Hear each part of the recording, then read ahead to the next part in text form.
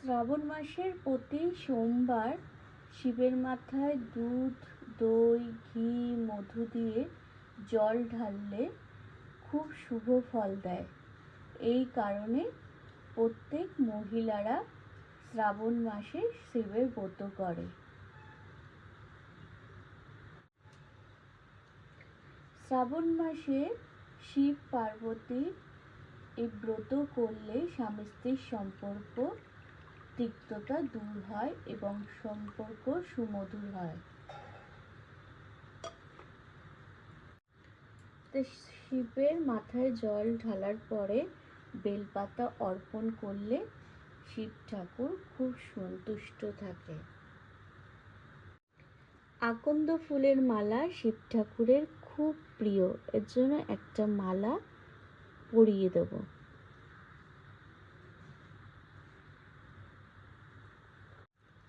ধুতরা ফুল শিবের খুব পছন্দ, ধুতরা ফুল অর্পণ করলাম। তার সাথে নীলকণ্ঠ ফুল শিব ঠাকুরের মাথায় অর্পণ করলাম।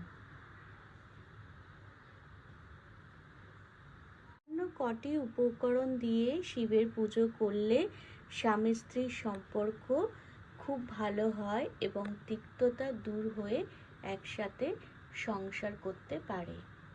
এখন রাধা গোবিন্দকে একটু পরিষ্কার করিয়ে নেব, কারণ পেতলের রাধা গোবিন্দ আর একটু কালো কালো হয়েছে, তাই সুন্দরভাবে ব্রাশও দিয়ে পরিষ্কার করিয়ে নেব। আমার শ্বশুরবাড়িতে এই যে পিঙ্ক কালারের এই বোতলটা করে যে লিকুইড ব্রাশও থাকে, এই ব্রাশও দিয়ে পরিষ্কার করে। প্রথমে শুকনো কাপড় দিয়ে পরিষ্কার করে তারপরে দিয়ে পরিষ্কার করার জন্য কিছু কাপড়ের টুকরো লাগবে, কারণ এই কাপড়ের টুকরো দিয়ে রাধা গোবিন্দকে পরিষ্কার করা হবে। প্রথমে শ্রীকৃষ্ণকে পরিষ্কার করিয়ে নেব।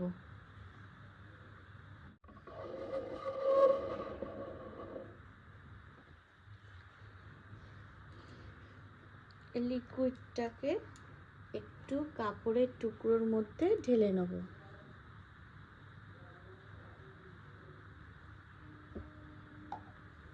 এবারে এই কাপড় দিয়ে গাটা সুন্দর এই কাপড় দিয়ে পরিষ্কার করিয়ে নেব।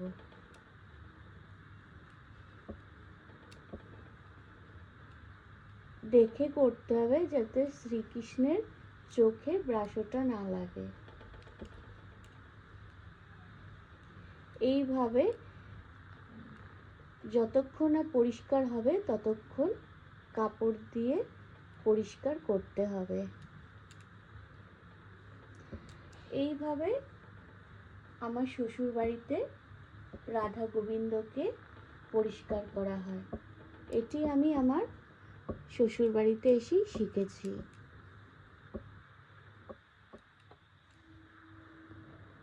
প্রয়োজন হলে একটু ব্রাশও নিতে হবে, কারণ অনেক দিন ধরে পরিষ্কার করা হয়নি দেখে একটু বেশি কালো হয়েছিল, সেই কারণে একটু বেশি ব্রাশও নিতে হচ্ছে। আর এইটাকে আমরা ব্রাশই বলি। যেদিনকে ঠাকুর পরিষ্কার করাতে হবে সেদিনকে আমরা বলি ব্রাশও করাতে হবে। তো ভালোই পরিষ্কার হচ্ছে, তোমরা এখন হয়তো বুঝতে পারবে না, কিন্তু একটু পরে একটা শুকনো কাপড় দিয়ে পরিষ্কার করব, তখন কিন্তু তোমরা ভালোভাবে বুঝতে পারবে। এইভাবে সারা ক্ষণ ধরে পরিষ্কার করতে হবে। এখন একটা ছোট কাপড়ের টুকরো নিতে হবে। এই কাপড়ের টুকরো দিয়ে ভালোভাবে এইভাবে পরিষ্কার করলেই কিন্তু ঠাকুর চকচক করবে। একটু পরেই যতক্ষণ না পরিষ্কার হবে ততক্ষণভাবে এরকমভাবে ঠাকুরের গায়ে কাপড় দিয়ে ততক্ষণ ধরে এইভাবে পরিষ্কার করতে হবে। এই দেখো কাপড়টা দেখছো কালো হয়ে যাচ্ছে, আর ঠাকুর কিন্তু পরিষ্কার হচ্ছে।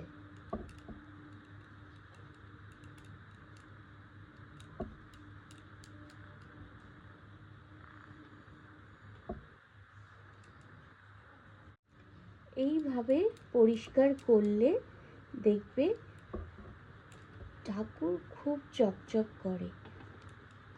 আর আমাদের কি বলতো, ঠাকুর ঘরে রাধা গোবিন্দ ঠাকুর পরিষ্কার থাকলে না খুব ভালো লাগে। এই দেখো কত কালো হচ্ছে। এরকমভাবে যত কাপড়ের টুকরোটা কালো হবে ঠাকুর কিন্তু তত পরিষ্কার হবে। এখন একটা গামলায় বসিয়ে স্নান করিয়ে নেব। এই দেখো এবারে স্নান করাবো দুধ দিয়ে।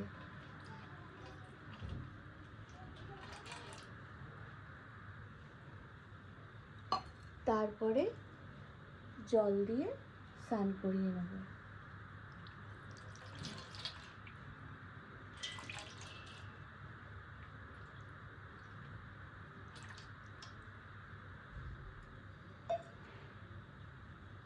ঠিক একইভাবে রাধারানীকেও পরিষ্কার করিয়ে স্নান করিয়ে ঘাগরা পরিয়ে দিয়েছি।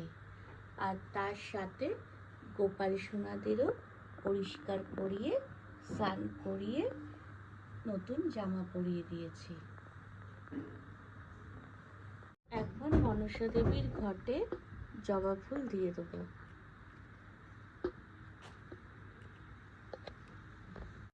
মনসা দেবীর ঘটে জবা ফুল দিয়ে দেবো। মনসা মায়ের চরণেও জবা ফুল দিয়েছি। তোমরা মনসা মায়ের দর্শন করে নাও।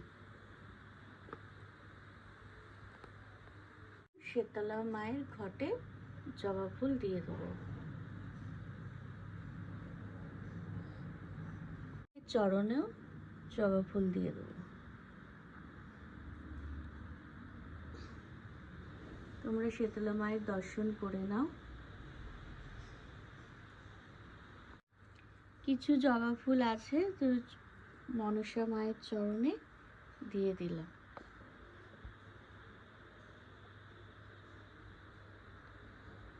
শীতলা মায়ের চরণেও জবা ফুল দিয়ে দিলাম।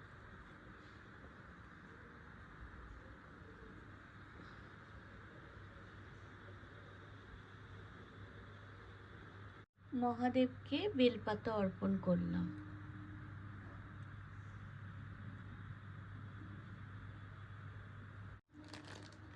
মনসা মাকে দুধ কলা দিয়ে দেবো। এই বাটিতে মনসা মাকে দুধ কলা দিই। এবারে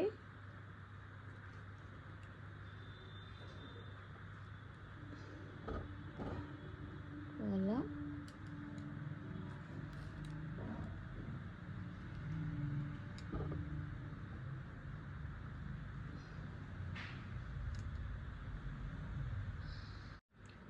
না, ঠাকুরকে ভোগ দেওয়া হয়ে গেছে। আজকে আপেল, তার সাথে সন্দেশ আর মনসা মায়ের। এখন ঠাকুরের আরতি করে নেব, কারণ পুজো প্রায় সম্পন্ন হয়েছে। এবারে শীতলা মনসা আর সমস্ত ঠাকুরের আরতি করে নেব।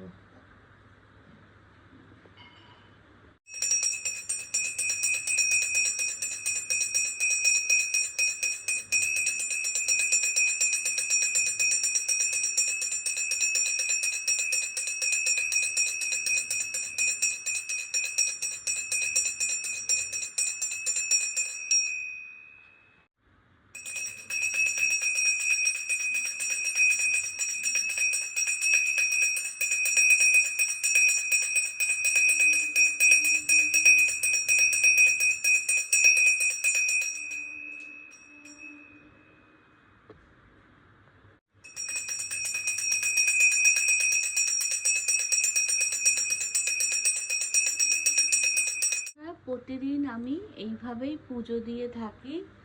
আর তোমাদের কেমন লাগে আমাদের পুজো জানিও। আর আমাদের ঠাকুরঘর তোমাদের খুব ভালো লাগে, তোমরা জানিয়েছো, সেই কারণে তোমাদের অসংখ্য ধন্যবাদ। আর তোমরা মনসা মা, শীতলা মায়ের আশীর্বাদে সবাই ভালো থাকো, আর আমরাও সবাই ভালো থাকি, এটাই প্রার্থনা করি। আর তোমরা সবাই খুব ভালো থাকবে, সুখে থাকবে। আজকে পুজোটা এতটাই থাকলো।